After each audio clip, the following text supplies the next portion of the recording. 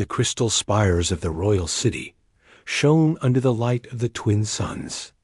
In the hall of ancestral echoes, the air hummed with subdued power and profound boredom, at least for the princess.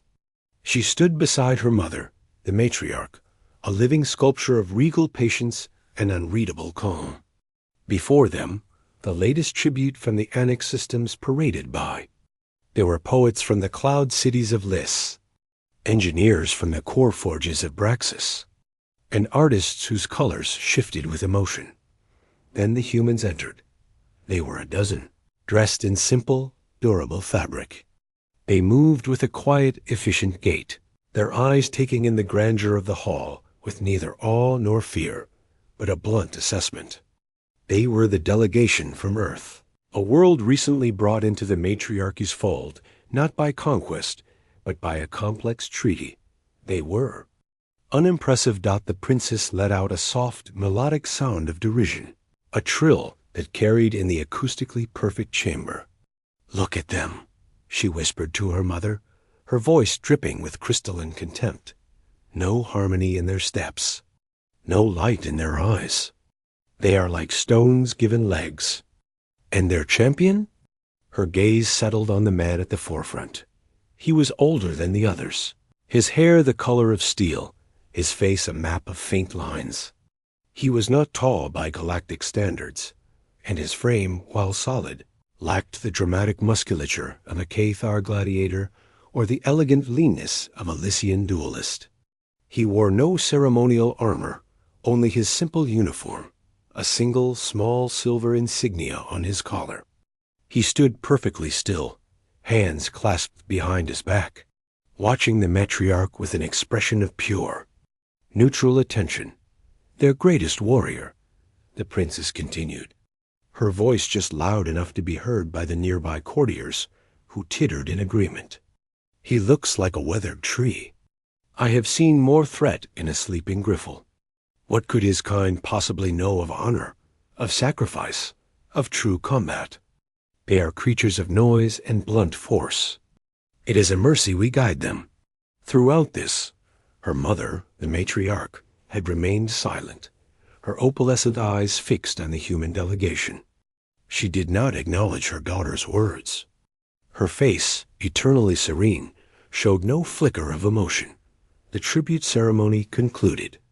As the court began to disperse into smaller groups for refreshment and conversation, the princess, emboldened by the silence of her mother and the agreement of her peers, glided towards the human delegation.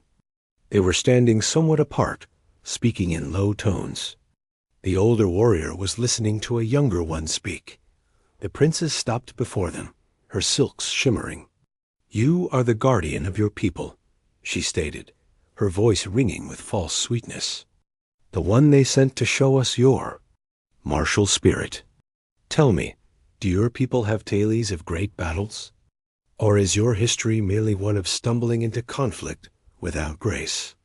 The younger human's face flushed, but the older man placed a subtle hand on his arm.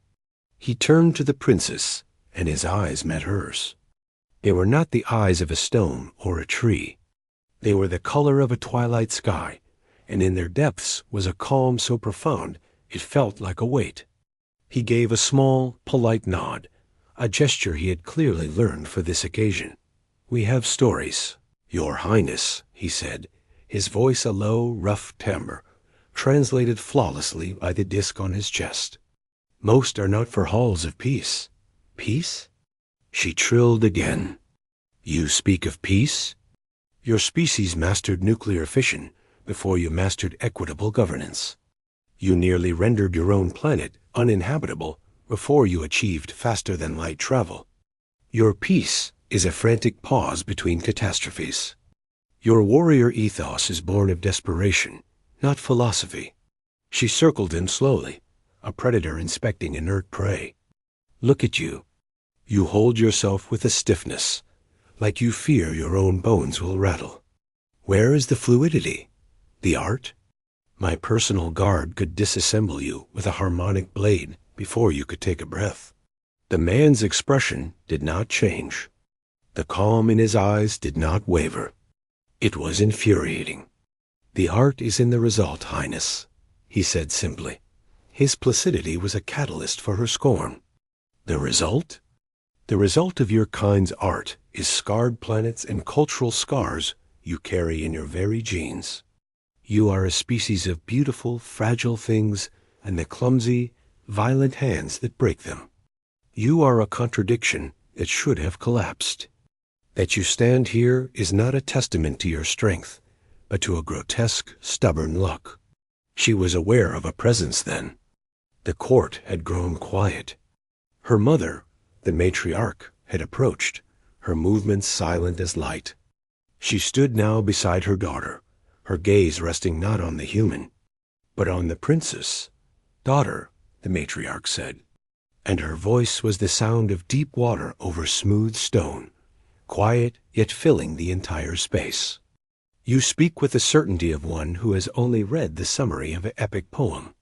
The princess drew herself up. "I speak truth, mother. Their history is a litany of errors. Their presence here is a courtesy we extend to the under-evolved."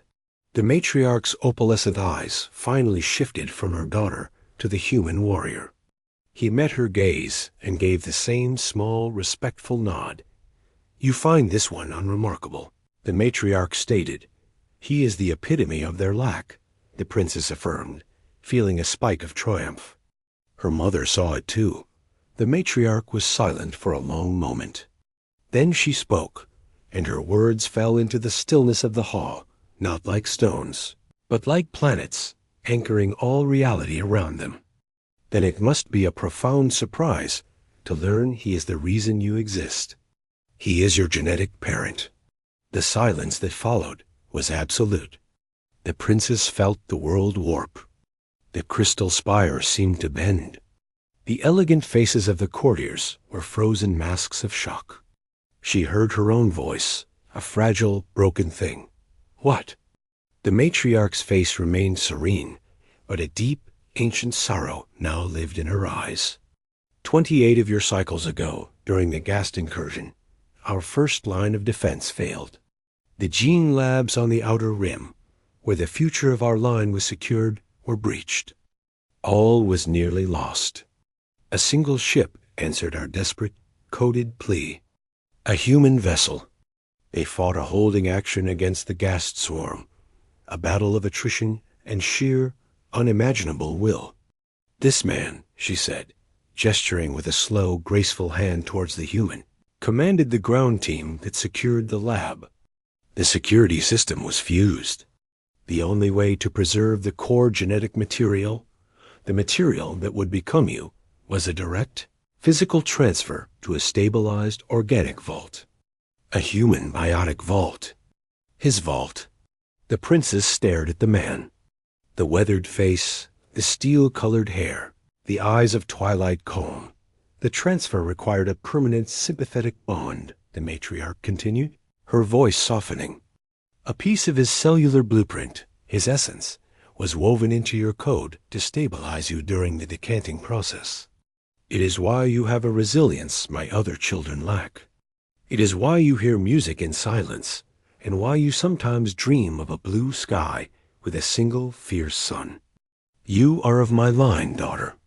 But the catalyst, the anchor that allowed you to form, was him.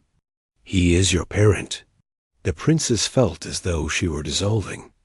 Every mockery, every sneer, every word of contempt echoed in her mind, now refracted through a terrible, clarifying lens.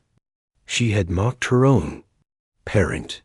She had derided the source of her own stubborn life, the wellspring of the very resilience she had always taken for pride. The human warrior, her parent, looked at her. There was no accusation in his gaze, no triumph. There was only that same deep calm, and now, within it, a glimmer of something she could not name. An understanding, perhaps. A sadness that matched her mother's. "You," the princess whispered, the word barely audible. "You never said." "It was classified," the matriarch said, "for his safety and yours. The treaty with Earth has finally allowed for truths to surface. The man took a small, slow breath. He unclasped his hands from behind his back. The gesture was not threatening, but final. "The art is in the result, Highness," he repeated, his voice still low, but now it seemed to hold universes. "That day, the result was you." He then did something no one in the hall expected. He offered a small, sad smile.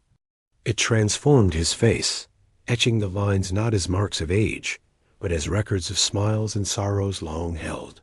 He gave a deeper, more deliberate nod to the matriarch, a nod of shared history and unspoken respect. Then, without another word, he turned and walked back to his delegation, who closed around him not as guards, but as comrades.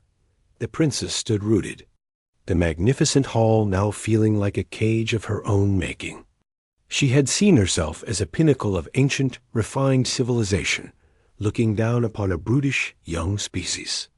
Now she understood that within her very cells hummed a song from that world, a song of stubborn, desperate, beautiful will. Her mockery lay shattered around her, and in its place was a void, filled only with the echoing truth of her mother's words and the quiet, forgiving calm in a human warrior's twilight eyes. She had not been insulting a stranger. She had been cursing her own origin, and the origin had forgiven her before she had even known she needed it. The weight of that knowledge was heavier than any crown.